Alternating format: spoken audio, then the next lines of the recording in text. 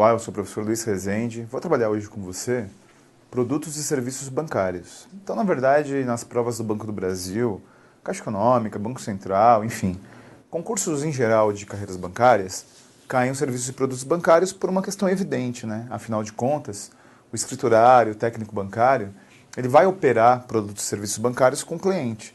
Então, eu já trabalhei em outros momentos com você cartão de débito, cartão de crédito, CDB, CDBI, então CDC, melhor dizendo, CDCI. Então, na aula de hoje, eu vou desenvolver outros produtos e serviços bancários. E, particularmente, produtos e serviços bancários que são chamados de nicho. O que isso significa? Que não são para o público em geral. São produtos específicos para uma demanda específica. E dentre esses produtos e serviços bancários gerais, que nós chamamos de nicho, existe um que é particularmente importante para o Banco do Brasil. Porque o Banco do Brasil não é o único, mas é o grande operador, que é o crédito rural. O crédito rural ele tem uma importância estrutural no Brasil. Você sabe que o Brasil ele é um país dos países do mundo que tem a maior extensão das maiores extensões territoriais. Ele tem uma produção agrícola muito forte, ele tem uma criação de gado bovino, suíno muito forte. E por isso que o governo brasileiro faz o fomento de crédito rural. E esse crédito rural ele tem um subsídio estatal. E o que cai na prova não é as regras do subsídio, não é quanto o Estado subsidia, mas sim qual é o uso, para que serve o crédito rural e quais as exigências para que o pequeno produtor, o grande produtor rural, tenha acesso ao crédito rural.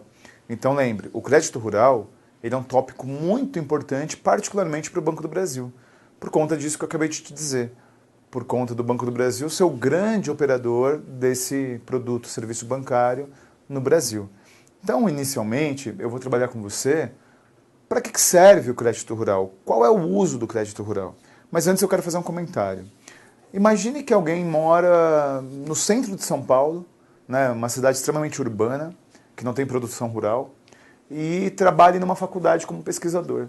Ou seja, a pessoa não põe a mão na terra, ela não tem gado. Ela pode ter crédito rural? Pode, desde que ela faça pesquisa de sêmen, de sementes, de produção. Então, caso eu faça pesquisa acadêmica, pesquisa laboratorial, em desenvolvimento de sementes, em sêmen para inseminação, ou qualquer área vinculada à agricultura, eu também posso ter crédito rural. Então, por que eu estou dizendo isso para você? Porque o crédito rural não é usado apenas para atividade fim, não é utilizado apenas para lavoura, apenas para produção, é também utilizado para pesquisa. Então, vem comigo.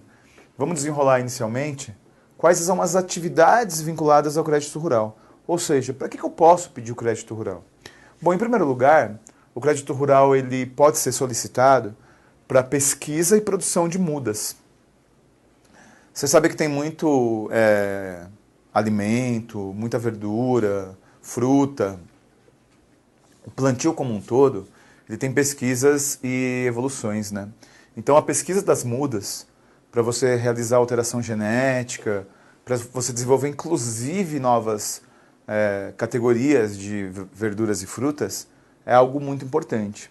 Então, quando eu pesquiso ou eu produzo mudas, eu posso fazer jus a um financiamento rural, ao crédito rural. Também pesquisa e produção de sêmen. Olha, deixa eu falar para você uma coisa importante. Desde o Brasil colônia, desde a Velha República, na chamada República do Café com Leite, a criação de gado bovino no Brasil é muito importante, né?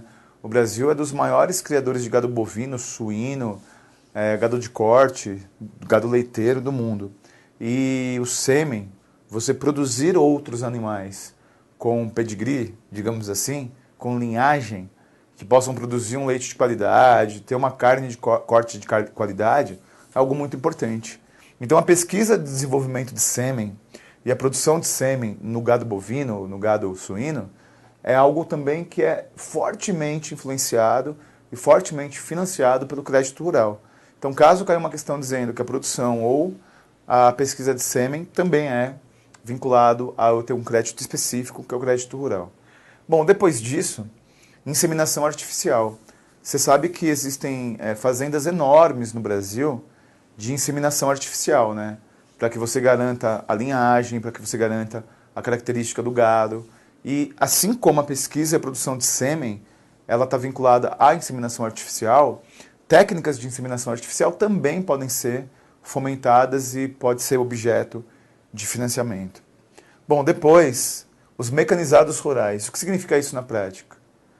A mecanização. Você comprar maquinário, você comprar trator, você comprar inclusive maquinário para isso aqui, ó. Inclusive maquinário para desenvolvimento e plantação de mudas, inclusive maquinário para pesquisa e produção de sêmen ou maquinário para inseminação artificial. Tudo isso requer mecanização, tudo isso requer maquinário. Pode ser na lavoura também, né? Pode ser uma colheitadeira, pode ser uma máquina para arar o terrado ou a terra, tudo isso pode ser objeto de crédito rural. Bom, depois, medição de lavoura. Olha só, existem financiamentos específicos para realizar pesquisa e medição da lavoura para vários ciclos, né? O crédito rural ele não tem necessidade apenas de ser um crédito para um ciclo produtivo. Ele pode ser justificável por mais de um ciclo produtivo. E é justamente a medição da lavoura, o quanto eu vou vender, o quanto eu vou plantar, que também pode ser objeto de crédito rural. Bom, e finalmente, atividades florestais. Deixa eu contar uma história para você. Eu tenho um amigo que mora numa cidade próxima da cidade de São Paulo, chamada Campos do Jordão. Em Campos do Jordão, ele tem lá uma casa maravilhosa e tem um deck. E esse deck termina numa floresta, né, numa pequena floresta lá na região de Campos do Jordão. E aí ele resolveu aumentar o deck dele. Então ele queria aumentar um pouquinho o deck dele, aumentar 1 metro o deck dele, e ele pôs um pouquinho de fogo ali na floresta que estava perto da casa dele, para aumentar o deck. Só que depois um pouquinho de fogo na floresta ali, só para queimar perto, e queimou a floresta inteira. Veio o bombeiro de São Paulo, foi um caos. E aí ele foi processado, evidente, né? Ele teve que pagar o plantio de 5.000 mudas. E ele não foi plantar 5.000 mudas, ele contratou uma empresa, a empresa plantou as 5.000 mudas para reverter o prejuízo ambiental que ele gerou, e ele não tinha dinheiro para pagar essas 5.000 mudas. E ele solicitou crédito rural e foi liberado. Então, para que você tenha atividades florestais, de reflorestamento, de preservação ambiental, tudo que tem a ver também com as questões florestais, pode ser objeto de crédito rural. Tranquilo? Então, isso, cuidado, hein? Isso aqui é o que justifica o crédito rural. Além da própria produção e venda de produtos, né? Então, por exemplo, eu sou produtor rural. Eu planto melancia. Aí eu vou levar minha melancia para venda no mercado municipal. Eu também posso solicitar o crédito rural para essa atividade. Agora, o crédito rural ele é subsidiado pelo governo e ele tem a ver com o desenvolvimento da agricultura brasileira. E é por isso que ele tem muito critério. É muito criterioso você conceder crédito rural para que você não tenha desvios, né? Para que o cara não pegue crédito rural e faça outra coisa. Então vem comigo que eu vou desenrolar agora com você quais as exigências que o mercado tem, quais as exigências que o Banco do Brasil tem para conceder para o cidadão o crédito rural. Olha só, a primeira exigência é da idoneidade. O que isso significa? Por exemplo, imagine que eu sou o Brasil, vamos ser sinceros, ele não fez algumas reformas de base, né? Particularmente uma que era proposta pelo presidente João Goulart, o presidente deposto pelos militares de 64. O João Goulart ele propunha reformas de base, dentre elas a reforma agrária. E a reforma agrária no Brasil nunca aconteceu de fato. E o que gera isso, não existir a reforma agrária? A reforma agrária, ela não acontecendo, gera a presença de muito latifundiário no Brasil. O Brasil é o país do latifúndio, né? E o latifúndio é você ter extensas propriedades de terra, extensas propriedades sem produção, ou seja, áreas improdutivas rurais. Isso é o latifúndio e a reforma agrária, em tese, visa acabar com isso. Então imagine que eu sou um latifundiário famoso, imagine que eu tenho terras e terras improdutivas, eu não utilizo a terra para produção em determinada região do Brasil. Então eu solicito crédito rural e aí eu utilizo lá o crédito rural para plantio numa área completamente minoritária da minha fazenda. Então eu não tenho uma postura idônea. Então é óbvio, né? Posso pegar crédito rural para plantar maconha? Óbvio que não, né? apesar de ser uma planta, o Código Penal proíbe você plantar cannabis. Então, a idoneidade é quando você tem uma postura, quando você tem uma proposição. Imagine que eu estou sendo processado por trabalho escravo na minha fazenda. Imagine que eu estou processado por assédio moral dos meus funcionários. Então, a idoneidade é nesse sentido.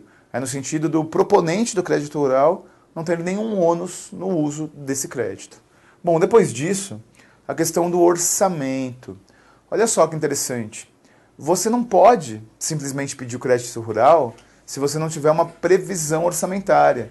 Qual é o custo vinculado a isso? Qual é o uso vinculado a isso? Então, essa questão da previsão orçamentária antecipada também é uma pré-exigência do crédito rural. Depois disso, a questão do cronograma. Deixa eu falar para você, o crédito rural não precisa ser concedido todo de uma vez. Não é assim. Ele pode ser concedido de forma escalonada. Ele pode ser concedido percentualmente ao longo de um tempo. Então você precisa apresentar para o banco o cronograma de investimento que você vai ter para que se verifique a liberação do crédito vinculável. Bom, depois disso a questão da oportunidade. Deixa eu falar uma coisa importante para você. A Bahia é um famoso produtor de cacau. São Paulo tem no café a sua principal produção. E por aí vai, né? Todos os estados brasileiros têm um produto agrícola que é característico e que é mais importante. Então, você não pode simplesmente solicitar o crédito rural se a sua justificativa baseada no orçamento e no cronograma não tiver vinculado a algo que de fato no dia a dia você utiliza, que de fato no dia a dia você vai aplicar. Bom, fora isso, a questão da fiscalização, né? Na verdade, o seu fornecedor, o seu prestador de serviço e você mesmo tem que ser objeto de fiscalização permanente. Porque eu já falei para você que isso aqui tem subsídio. E se é subsidiado, tem que ser fiscalizado. Bom, depois é o seguinte, olha, o crédito rural, ele nunca é concedido para uma pessoa jurídica. Ele só é concedido para o produtor ou para as associações do produtor, como, por exemplo, uma cooperativa. Então, eu não posso pegar uma empresa, por exemplo, a Companhia Vale do Rio Doce, e ela pedir crédito rural. Ou é para o produtor, ou é para uma associação, por exemplo, uma cooperativa de produtores rurais, que o produtor ele é associado. E, finalmente, você tem que respeitar todas as leis de zoneamento. É óbvio, né? Por exemplo, imagine que eu tenho uma terra, né? Uma fazenda que passa por uma estrada. Uma estrada passa no meio. Eu não posso produzir qualquer coisa, não posso plantar qualquer coisa. Então existe a lei do zoneamento, existem as regras de zoneamento, e isso também deve ser respeitado. Fique tranquilo, porque o crédito rural não é algo que nós conhecemos em particular, porque nós geralmente não solicitamos crédito rural. Então é fácil falar de conta corrente, de cartão de crédito, de poupança, porque são coisas que a gente tem o hábito. São produtos e serviços bancários que nós temos ali o dia a dia, né? Nós temos o convívio, nós temos a relação cotidiana. Portanto, fique tranquilo, porque por mais que seja algo que nós não temos ali o hábito, por mais que seja algo que nós não temos ali a prática cotidiana, o crédito rural, para que ele serve e quais as exigências, basicamente é isso que cai em prova. Bom, eu vou agora trabalhar com produto e serviço bancário que você conhece muito bem, mas talvez você não conheça as regras. Você conhece muito bem porque, com certeza, você tem ou já teve. Alguém já te ofereceu. Mas ele tem algumas regras e são essas regras que eu vou desenvolver com você. Então vem comigo. Vou trabalhar com você a caderneta de poupança. A caderneta de poupança, ela já foi bem famosa. Ela já foi extremamente importante. Nas décadas passadas, ter uma caderneta de poupança era o único investimento possível e era o melhor investimento. Hoje em dia, a caderneta de poupança ela é muito menos vantajosa do que vários outros investimentos. Mas a caderneta de poupança continua sendo um produto bancário bastante recorrente, continua sendo um produto bancário que ele tem um percentual muito grande das atividades bancárias e quando cai em prova, cai de uma forma muito de detalhe. Bom, começando a falar da caderneta de poupança. Em primeiro lugar, ele é de baixíssimo risco. Por que baixíssimo risco? Porque ele não está inserido na questão de mercado, commodities, ações. Então você não tem na poupança o risco de você ter uma grave crise do mercado financeiro. Você não tem na caderneta de poupança o problema de você ter ações caindo muito grandes. Na verdade, a poupança tem alguns indexadores. E tendo esses indexadores, ela é de baixo risco. Agora tem um problema, né? Como funciona o mercado de investimento? Qual é a regra básica de investimento? Quando você corre baixo risco, o risco sempre tem, né? Mas quando você tem um risco pequeno de perder o seu dinheiro, de perder seu investimento, qual é a contrapartida do baixo risco? A contrapartida do baixo risco é que o seu lucro também é pequeno.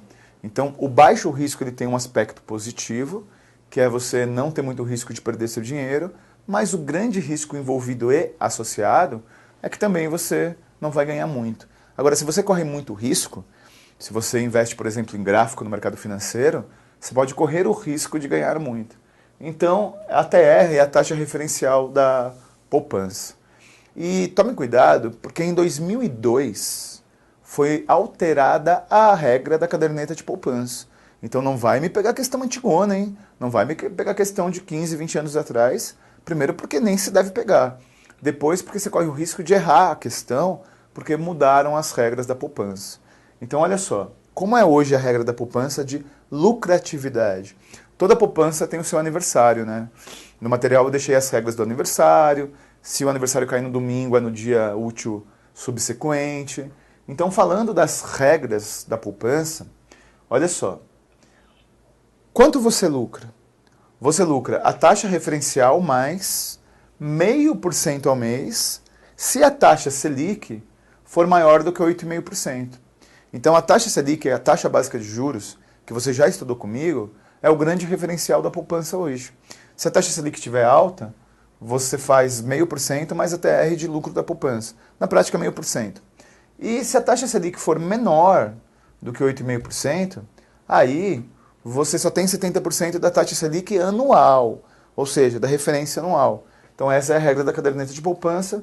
Essas regras aqui são importantes para você responder, porque é isso que eventualmente cai em prova. Tudo bem? Vou trabalhar agora com investimentos. Título de capitalização, seguro e CDB. Então vem comigo para que a gente possa trabalhar esses outros produtos e serviços bancários. Olha, tome cuidado, porque nas aulas anteriores eu trabalhei o CDC, o crédito direto ao consumidor, que é para você financiar um bem, e o CDCI, que é o CDC com interveniente, que é quando o lojista te financia. Então eu estou falando dessas siglas que não tem a ver com a aula de hoje, porque a aula de hoje eu vou apresentar um investimento que a sigla é um pouco parecida, que é o CDB. Ó, CDC e CDCI é financiamento de bens. CDB é investimento. Então, na verdade, o CDB é o certificado de depósito bancário. E na prática, o que significa isso? Um certificado de depósito bancário. É um investimento, na verdade, é um título vendido pelo banco em que você investe seu dinheiro.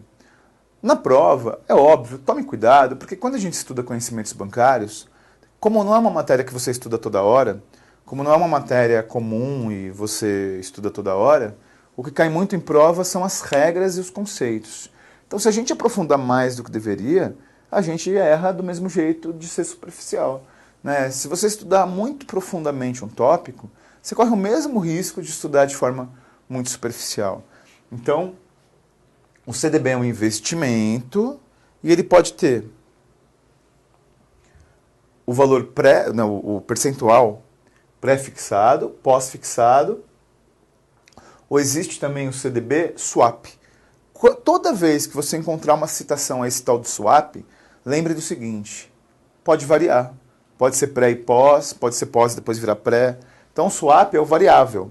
Então eu posso ter um CDB com percentual de lucratividade pré-fixado, pós-fixado, ou variável que é o swap. Tranquilo?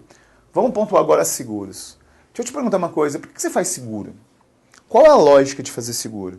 Fazer seguro não é uma prevenção? Então todo seguro pessoal ou não pessoal é uma prevenção. Podem haver seguros pessoais, seguro de vida, seguro contra acidentes, seguro para preservar inclusive alguma parte do corpo, né? Cantores fazem seguro da corda vocal. Jogadores de futebol fazem seguro da perna.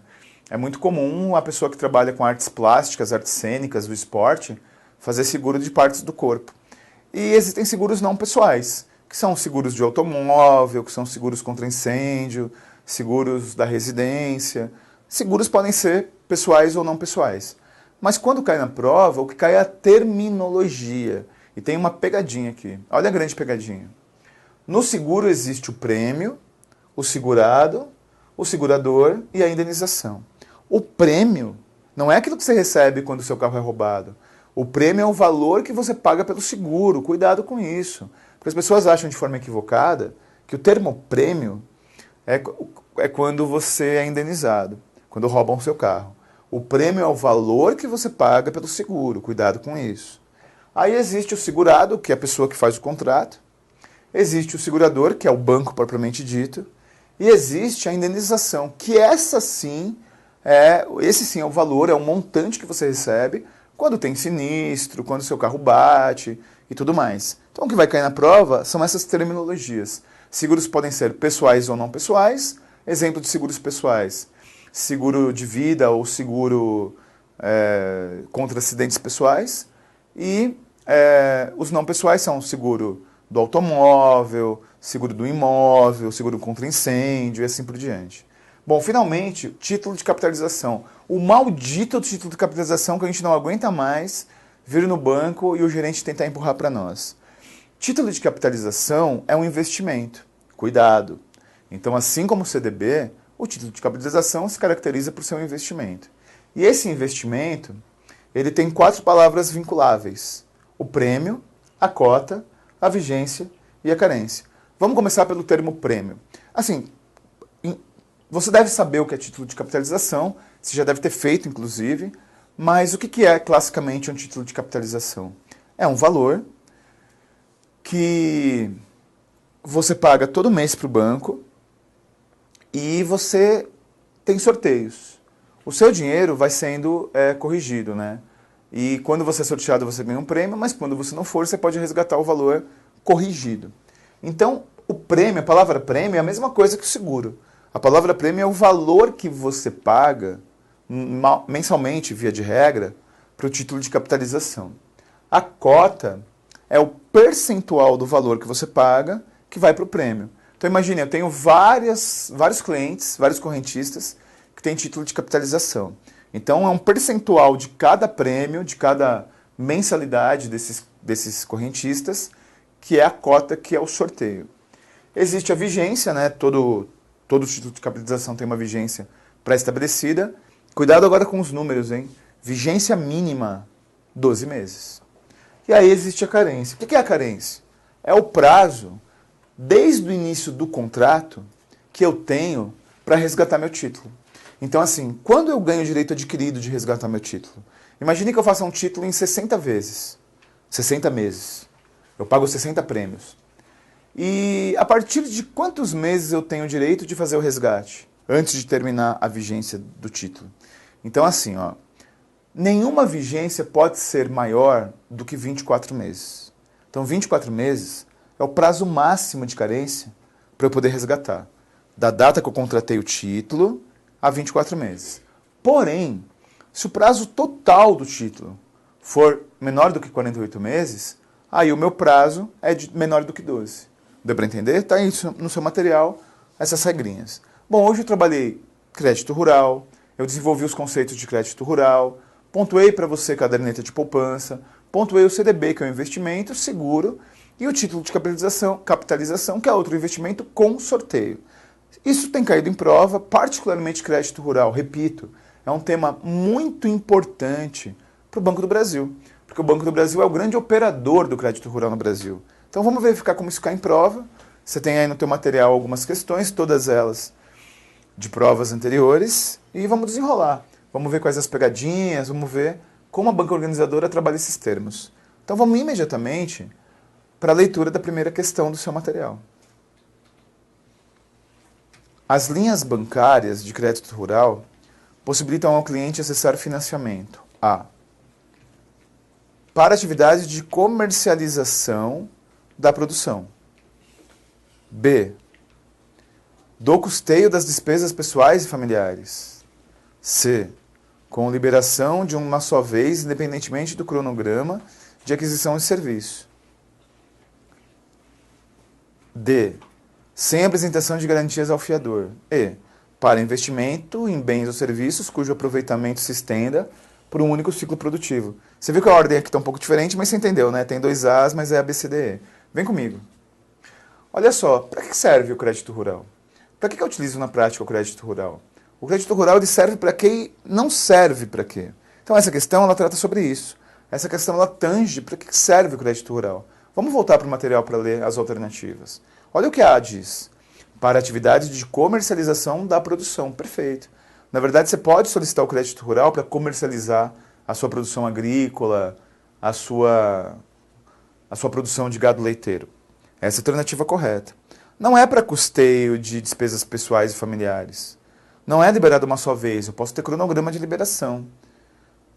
Eu preciso apresentar garantias. E não é um único ciclo produtivo. Então a alternativa correta é a A.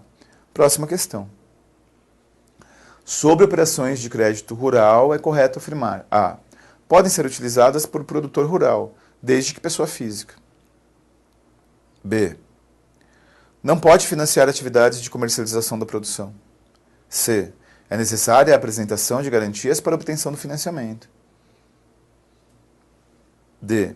Não estão sujeitas a impostos de operação de crédito cambial e seguro e sobre operações relativas ao IOF. E.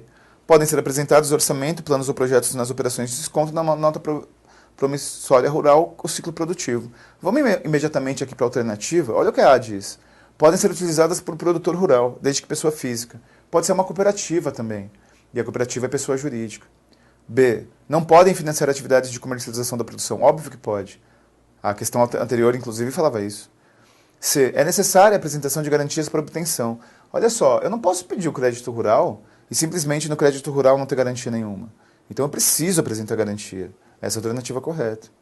Tem imposto, óbvio, por isso que está errada a D. E a E não é só um ciclo produtivo, é mais de um ciclo. A alternativa C. Vamos para a próxima questão. Os títulos de capitalização são emitidos pelas sociedades de capitalização e têm por objetivo o depósito periódico de prestações pecuniárias pelo contratante, o qual terá, depois de cumprido o prazo contratado, os direitos de concorrer a sorteios de prêmios em dinheiro e o D. A. Garantir o valor do título mediante lance ou leilão periódico. B. Resgatar parte dos valores depositados corrigidos por uma taxa de juros.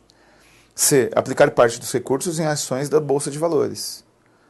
D. Concorrer a imóveis nos feirões da casa própria.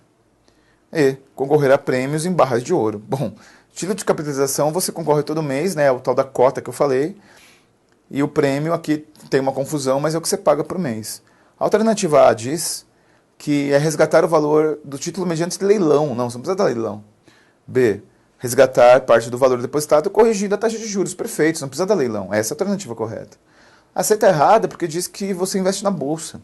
A D está errada porque diz que é leilão da casa própria. E aí está errada porque não é barra de ouro. Então vem comigo. Seria boa essa barra de ouro, hein? Então, na verdade, assim, título de capitalização é um prêmio, um valor que você deposita todo mês, que desconta da sua conta todo mês. Entre todos os correntistas que têm título de capitalização, existe um percentual, que é a cota, que é o que você é sorteado e você pode ganhar a bolada. Caso você não ganhe, geralmente a gente não ganha, porque muita gente com título de capitalização, o valor, o dinheiro que você deposita vai sendo corrigido.